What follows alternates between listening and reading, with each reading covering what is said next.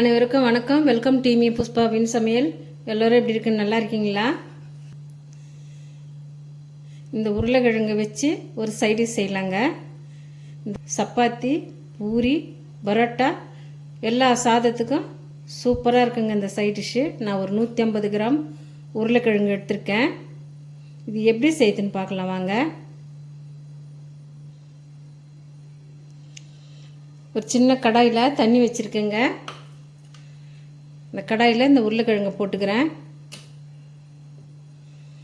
இந்த உருளைக்கிழங்கு 3/4 பாகம் வேகணுங்க. வேகட்டும். உருளைக்கிழங்கு வெந்துடுதுங்க. இப்போ இறக்கிடலாம்.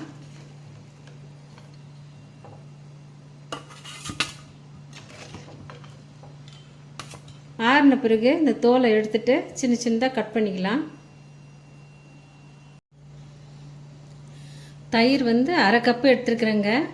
150 கிராம் உருளைக்கிழங்குக்கு 1/2 கப்பு தயிர் எடுத்திருக்கேன்.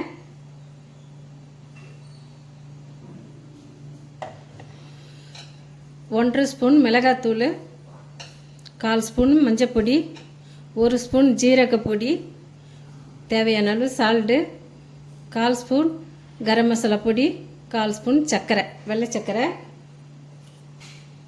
உருளைக்கிழங்கு இதுமாரி சின்ன சின்னதாக கட் பண்ணிக்கலாம்.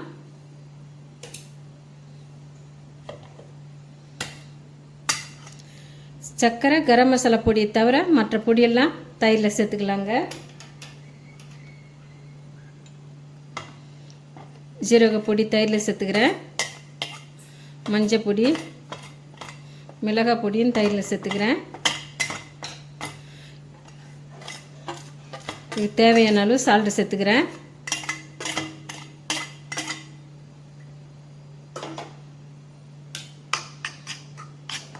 நல்லா கலந்து விட்டுக்கலாங்க.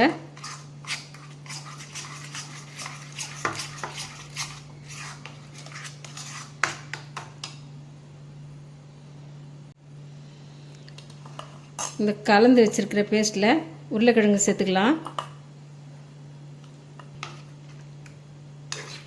இந்த மசாலாவில் இந்த உருளைக்கிழங்கை நல்லா பரட்டி விட்டுக்கணுங்க.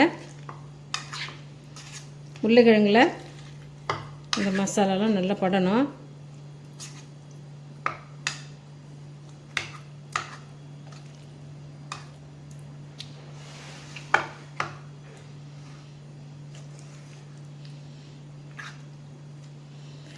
கலந்து விட்டாச்சுங்க. ஒரு 1/2 hour அப்படியே இருக்கட்டும்.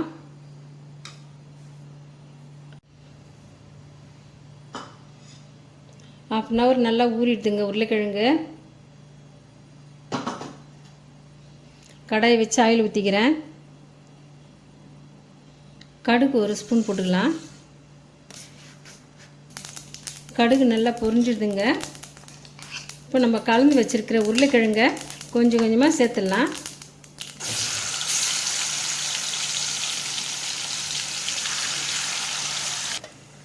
கரம் மசாலா பொடியும் சர்க்கரையும் இப்போ சேர்த்துக்கிறேங்க.